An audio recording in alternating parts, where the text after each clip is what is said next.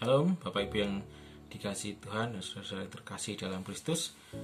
Kita akan merenungkan firman Tuhan di Kolose 3 ayat 1-4. Karena itu, kamu dibangkitkan bersama dengan Kristus, carilah perkara yang di atas di mana Kristus ada, duduk di sebelah kanan Allah, pikirkanlah perkara yang di atas bukan yang di bumi.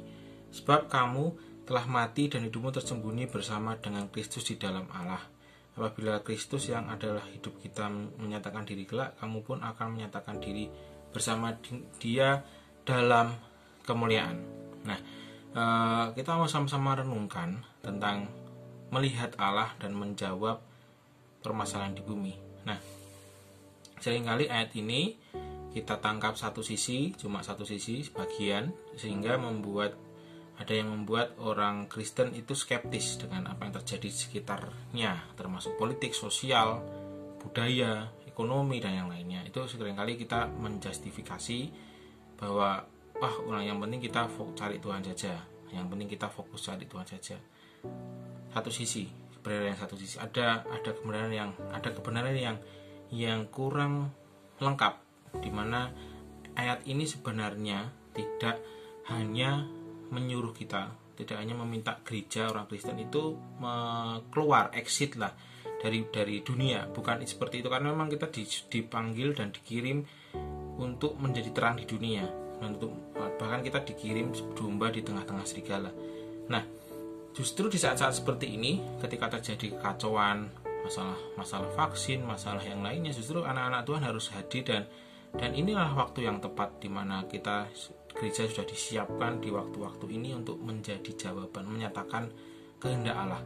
Justru bukan lari dari bumi seperti yang akan sekarang juga ada isu di mana sekarang media sosial akan mengawasi kita ketika kita tidak, dalam tanda kutip, tidak menuruti standarnya, kita akan dihapus seperti yang dialami oleh Presiden Trump dan juga gereja, bahkan dialami oleh gereja-gereja Tuhan di Amerika saat ini. Mereka mengalami satu tekanan yang luar biasa oleh media sosial. Nah, di saat-saat seperti ini seringkali ayat ini dipakai untuk escape, jadi untuk melarikan tanda-tanda kutip untuk keluar dari dunia yang kacau ini, dunia yang sangat kompleks, penuh masalah, penuh dosa seperti ini. Seakan-akan kita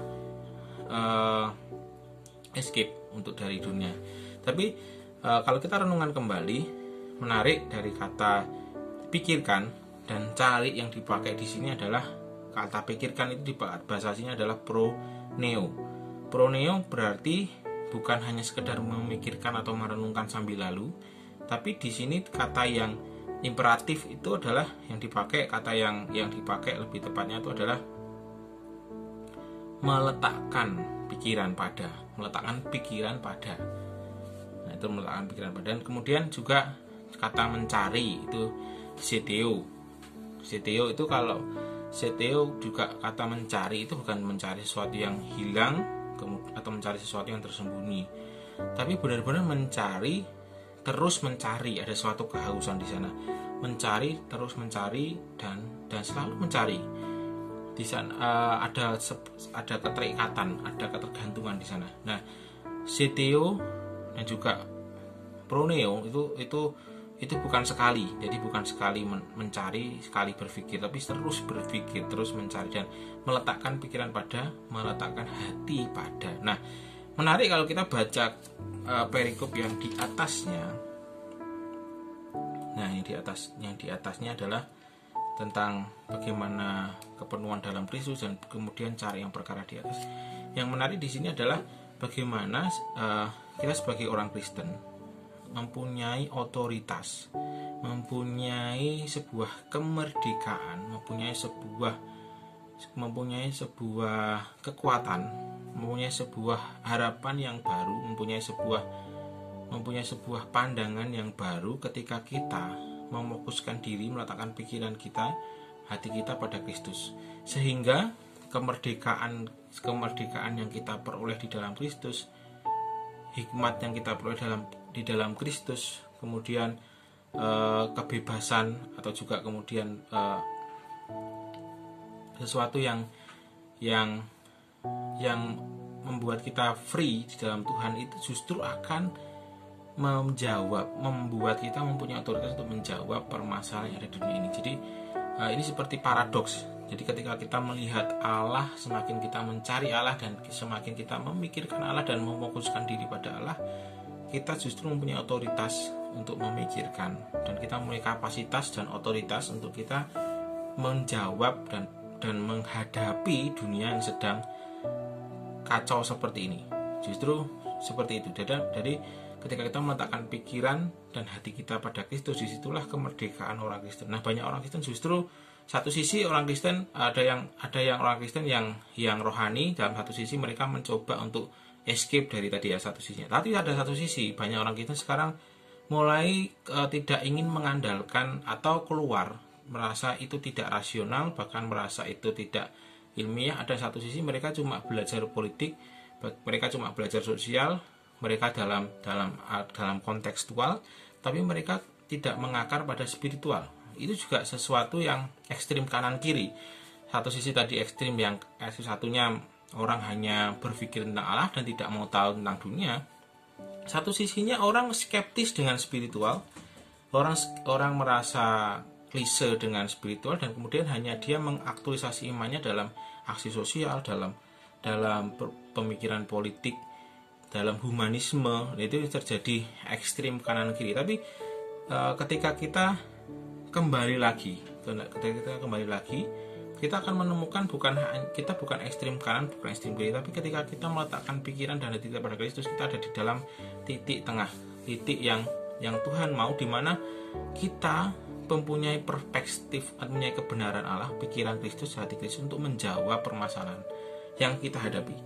Permasalahan dalam kita sehari-hari, tiba-tiba ketika kita mencari Allah, menyerahkan diri kita pada Kristus, kita fokus mencari Tuhan, kita punya otoritas.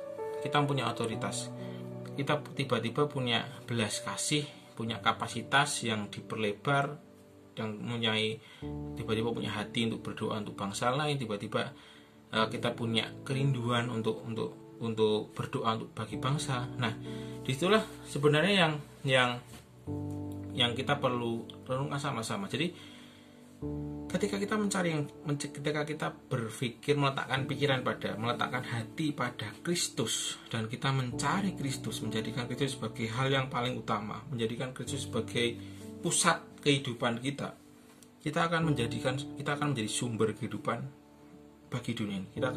Kita akan mempunyai keberanian, kekuatan, dan juga ketepatan.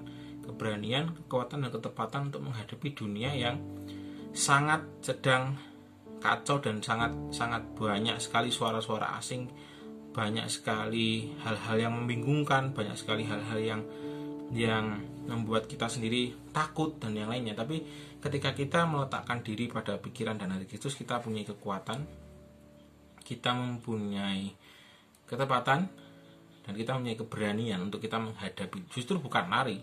Orang Kristen nanti ada isu ini, bagaimana dengan vaksin, bagaimana, apakah kita takut apa tidak.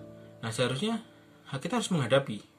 Kita tidak bisa justru tidak perlu lari dengan kita harus menghadapi. Bagaimana kita mencari tahu tentang kebenaran vaksin, bagaimana kita menyatakan kebenaran, terus kemudian tentang politik juga, bagaimana politik yang sangat buruk katanya itu, sangat jahat itu, justru bagi anak Tuhan ketika melihat politik yang kacau itu, justru anak-anak Tuhan harus menyatakan suara gitu. Jadi ada satu pandangan yang berbeda, ada satu hal yang sikap yang berbeda, di mana ketika kita benar-benar meletakkan diri pada Kristus dan pikiran Kristus, justru kita seharusnya semakin lebih mengikuti, semakin giat juga untuk belajar apa yang terjadi di sekitar kita. Karena apa yang terjadi di sekitar, hal-hal yang terjadi di sekitar kita saat ini adalah kita mencari tahu,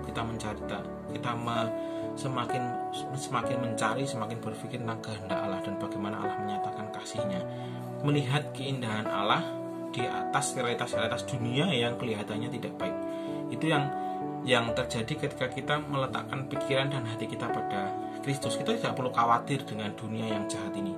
Memang dunia akan semakin jahat. dan itu sudah dinubuatkan dan sudah dituliskan di Alkitab. Dunia akan semakin jahat dan kita tidak akan bisa menghentikan itu. Dunia semakin jahat dan gereja akan semakin ditekan. Itu sudah menjadi hal yang dituliskan. Kita tidak perlu khawatir dengan itu. Tapi bagaimana kita hadir di dunia ini dan kita membawa pikiran dan perasaan Kristus dengan meletakkan pikiran kita pada dan meletakkan hati kita pada Kristus. Demikian renungan saat ini.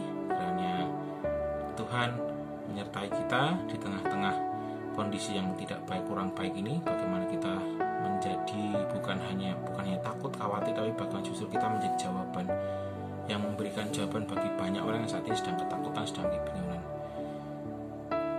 Terima kasih. Tuhan Yesus memberkati. Amin.